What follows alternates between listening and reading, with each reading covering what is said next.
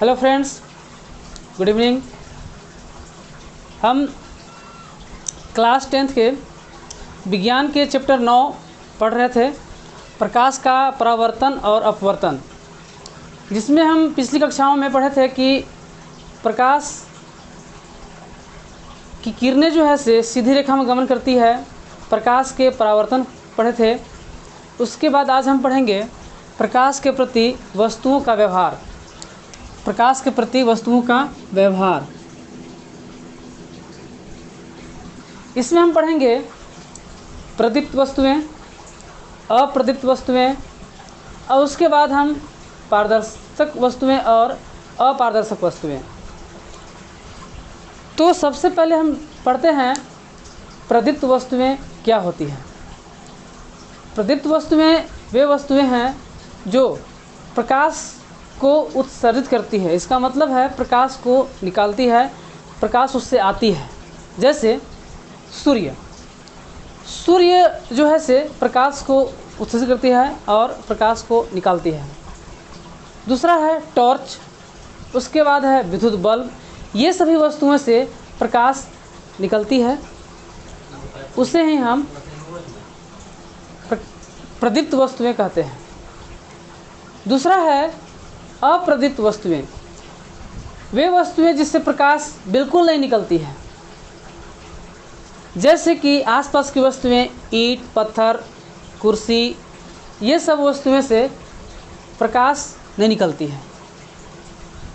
उसके बाद हम पढ़ेंगे माध्यम, कि किस वस्तुओं में प्रकाश कितनी मात्रा में जाती है कि नहीं जाती है।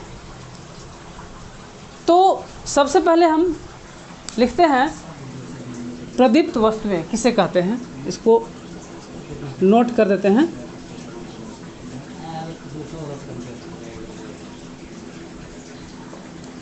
वे वस्तुएं जिससे प्रकाश निकलती है। वे वस्तुएं जिससे प्रकाश उत्सर्जित होती है, लिख देते हैं उत्सर्जित होती है।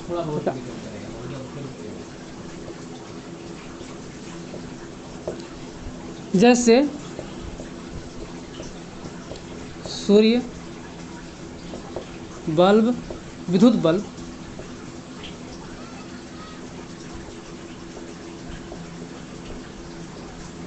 टॉर्च, ये सब है।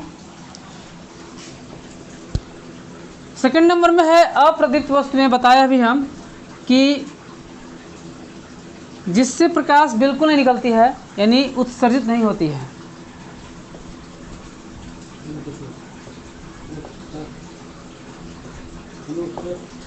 इससे जो है से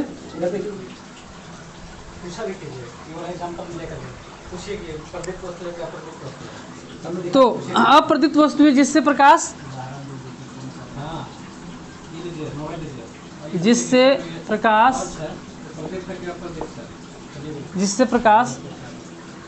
बिल्कुल भी नहीं, या जिससे प्रकाश उत्सर्जित नहीं होती है।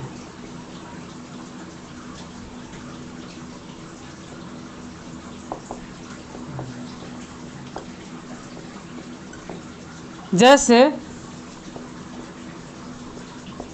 मार्कर है, बोर्ड है, कुर्सी है।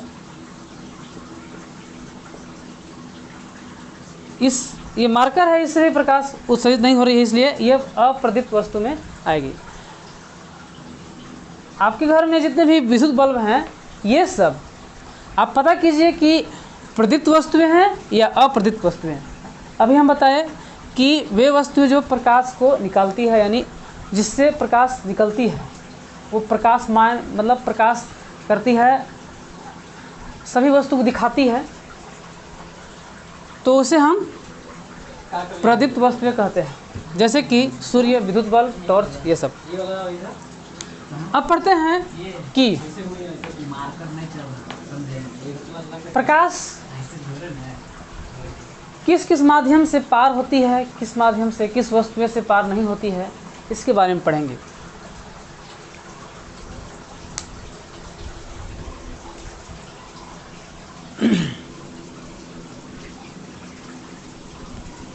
तो पहला नंबर में है पारदर्शक वस्तुएं। ये क्या होती है? वे वस्तुएं जिससे प्रकाश आसानी से आर पार हो जाती है। पारदर्शक वस्तुएं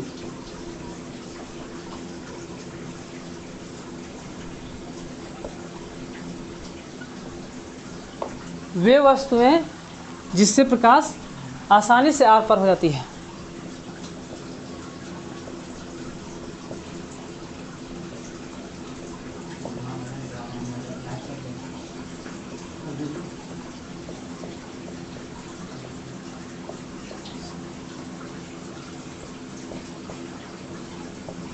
आसानी से आर पार हो जाती हैं,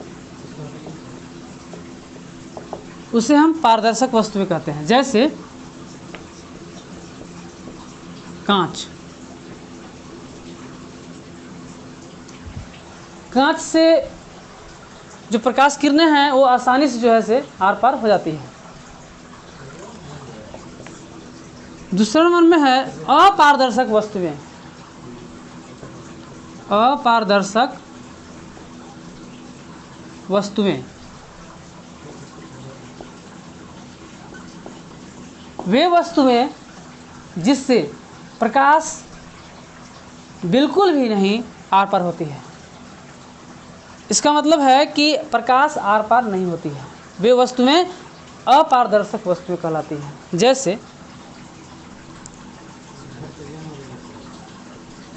जैसे ईंट, दीवार, ये सभी वस्तुएं से प्रकाश आर पार नहीं होती है।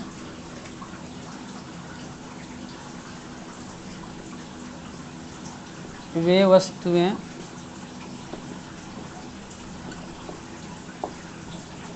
जिससे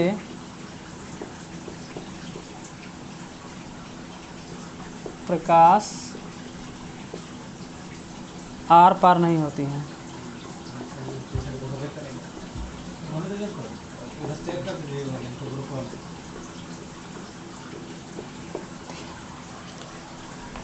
अब एक और है अर्ध पारदर्शक वस्तुएं।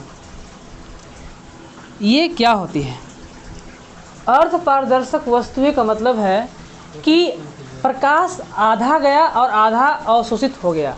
इसका मतलब है कि प्रकाश जो है से केवल प्रकाश की मात्रा कुछ ही जाती है, कुछ मात्रा ही जाती है उस पार। अर्ध पारदर्शक वस्तुएं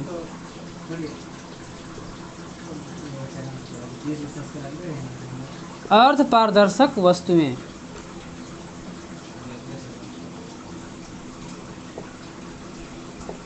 वे वस्तुएं जिससे प्रकाश कुछ ही मात्रा में पार होती है, बाकी बात कुछ मात्रा अवशोषित हो जाती है। वे वस्तुएं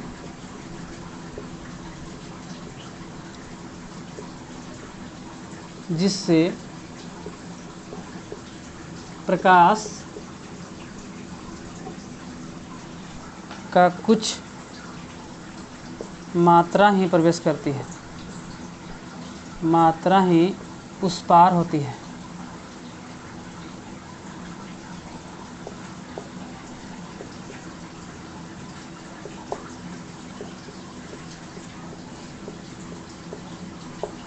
वे वस्तुएं जिससे प्रकाश कुछ मात्रा ही उस पार जा सकती है, मतलब कुछ मात्रा ही उस पर जाती है, कुछ जो बाकी बात मात्रा है वो सब अवशोषित होती है। जैसे कि तेल से भीगा हुआ कागज,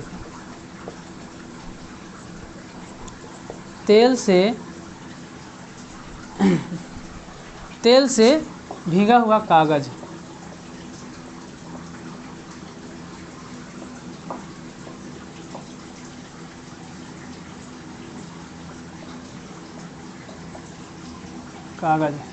इसमें प्रकाश का आधा मात्रा जो है से अवशोषित हो जाती है, इसी में इधर हो जाती है, लेकिन कुछ मात्रा जो है से उस पार हो जाती है। इसे ही हम प्रकाश के प्रति वस्तुओं का व्यवहार आज पढ़ लिए, तो आप इसे नोट्स भी कर सकते हैं। इसके बाद हम अब पढ़ेंगे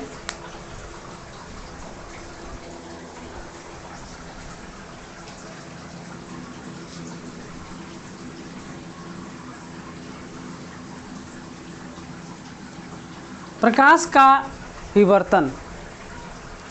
अब पढ़ेंगे हम प्रकाश का विवर्तन क्या होता है।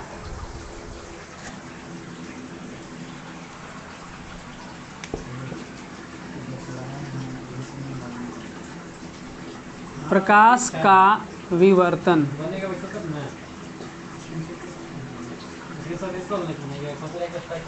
प्रकाश का विवर्तन क्या होता है, हम किसे कहते हैं प्रकाश का विवर्तन? तो इसे हम समझ लेते हैं। जब प्रकाश किसी छोटे भाग से, बहुत से छोटे भाग से गुजरती है तो उसके किनारों से पार होती है और मुड़ करके उसकी छाया में प्रवेश करती है। जैसे बता रहे हैं कि जब प्रकाश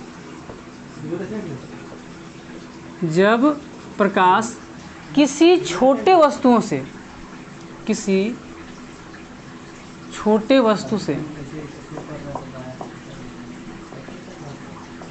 छोटे वस्तु के किनारों से मुड़कर उसके छाया तक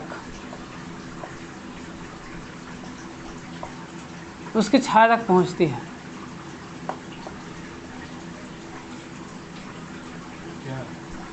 उसी घटना को हम प्रकाश का विवर्तन कहते हैं।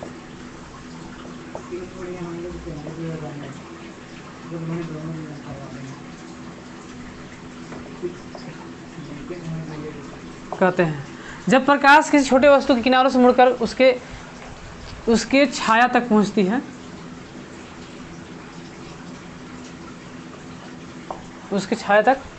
है, उसे ही प्रकाश का विवर्तन कहते हैं। जैसे उसके बाद जो है से इसको चित्र के माध्यम से हम बताते हैं।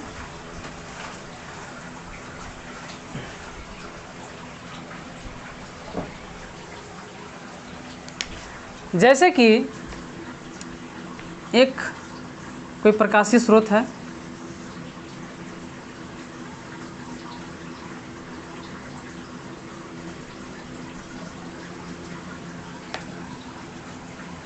एक यहाँ पर कोई बड़ा सा दीवार है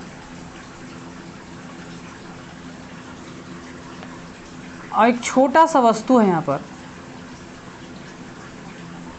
जिसका छाया यहाँ पर बन रहा है। एक प्रकाशीय स्रोत है, एक दीवार है, एक छोटा सा वस्तु है, यहाँ इसका छाया यहाँ पर बन रहा है, यहाँ पे इसका छाया बन रहा है, एक छोटा सा वस्तु है और इससे प्रकाश जब निकलती है तो इसके किनारे से मुड़कर इसके छाया तक पहुंचती है। इससे ही हम प्रकाश का विवर्तन कहते हैं। किसी प्रकाशीय स्रोत से जब प्रकाश किरण निकलती है तो छोटे वस्तु के किनारे से होते हुए मुड़कर उसके छाया तक पहुंचती है।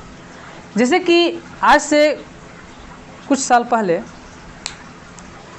हम टीवी वगैरह में देखते थे, डीवीडी लगा करके आता था पहले एक सीडी, तो सीडी में देखते थे कुछ चमकीला भाग दिखता था, तो उसमें छोटा सा एक माध्यम था, मतलब ये जो है ना प्रकाश के विवर्तन के माध्यम से ये सीडी बनाया गया था।